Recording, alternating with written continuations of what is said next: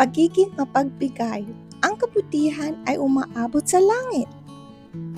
Kapag tumutulong ka, pinararangalan mo ang Diyos. Munting kabutihan, malaking pagpapala.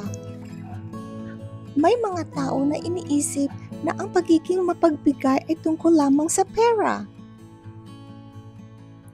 Ngunit may mas malalim na mensahe ang Kawikaan 19:17. Ang naawa sa dukha ay nagpapautang sa Panginoon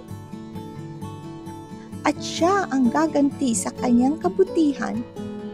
Bawat kabutihan ay mahalaga sa Diyos. Isang pagkain, isang pagtulong, isang salitang nagbibigay pag-asa, isang pusong marunong maghabag. Kapag pinagpala mo ang nangangailangan, nakikita ito ng Diyos ng personal.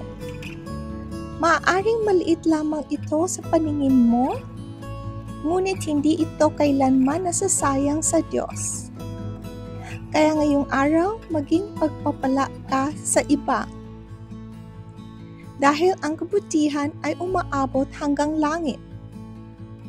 Kung pinagpala ka ano ang isang simpleng kabutihan na maaari mong gawin para sa iba ngayong araw? Kung pinagpala ka na panalangin ito, mag-like, mag-share, comment, mag-subscribe para pa sa mas marami pang araw-araw na panalangin at pampalakas ng loob. Sa susunod na video, maraming salamat po. God bless. Bye!